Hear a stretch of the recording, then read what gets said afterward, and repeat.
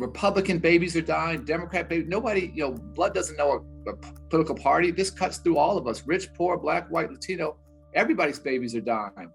I've heard this in pockets, but you're calling for a national boycott of students not going to schools. You're talking about 50 states and territories not going to school because schoolhouses are not safe. I'm calling for a conversation about this, and to be clear, April, it's not just schoolhouses. Our society is not safe, but young people, I think, have to lead this fight. And the fact that parents send their children to school and wonder if they're going to come home after school, the fact that teachers go to school and wonder if they can come home to their loved ones, it's not okay. It's unconscionable.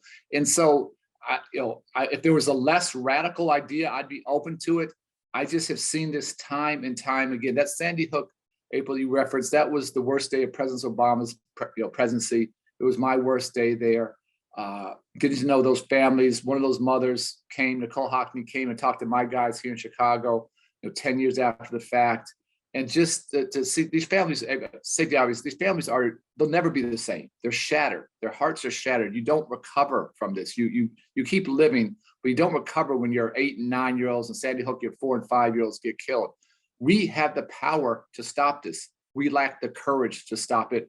We have to gain some courage, and maybe, just maybe, our children can instill that courage in us to do the right thing. I heard Governor Kasich, former governor of Ohio, talking about the Montgomery Bus Boycott. And now here you're coming back to, Selma marches and the Montgomery Bus Boycott, because the civil rights movement actually was one of the most successful movements that we had, from the Civil Rights Act to the Voting Rights Act, and then to the Fair Housing Act. It was because people sat down, they sat in, and they boycotted, like you said, and then marched continuously. That Montgomery Bus Boycott was over a year, and it was a constant, and it impacted the economy. It impacted so much. What do you believe the impact would be if our children, if our babies had the conscience to sit in and say, "Mommy, I'm not going to school"? And there's going to be some problems at home too from saying not. It's all complicated. Parents are working and they rely on school. So this is a massive sacrifice. And trust me, I'm fully comprehend that. Do you really think the nation is tired?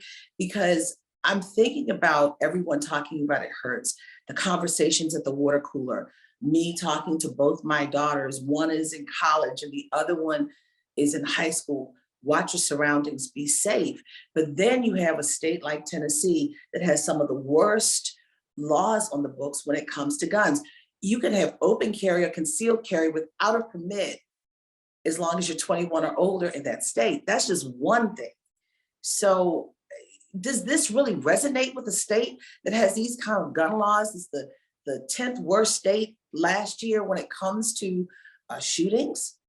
Well, this is, we have too many politicians that are, frankly, I'm always very honest with you, the vast majority are Republicans. There are some Democrats who are beholden to the NRA, and the NRA wants to sell more guns. And so if you look at what the governor of Tennessee has received, from the NRA, if you look at the local congressman there who posed for his Christmas card picture with his family, whole family holding assault weapons. Yes, military style assault weapons. They're military. They belong on the battlefield. They do not belong in civilian society. And mass shooting after mass shooting has been weapons of war that have caused so much destruction. And so this takes, again, Republican babies are dying, Democrat babies, nobody, blood doesn't know a political party. This cuts through all of us, rich, poor, black, white, Latino, everybody's babies are dying. And so for me, this has, the leadership's not going to come from the top up. I wish it would. I wouldn't be talking about this. This has to be bottom up, grassroots, and our babies saying enough is enough, and shocking them. The fact that I don't know how they can sleep at night. I'll just say that, April. I don't know how they can sleep at night. I don't know how they can sleep with this on their conscience, knowing they're contributing to the death of babies and to the destruction of those families, and how whatever, hundreds of thousands, millions of dollars they're getting from the NRA, how is that worth it? I can't answer that. I can't read their heart or mind or what's in their soul or not in their soul. What I do know is our children could shock us as a country and potentially lead us to a much different place.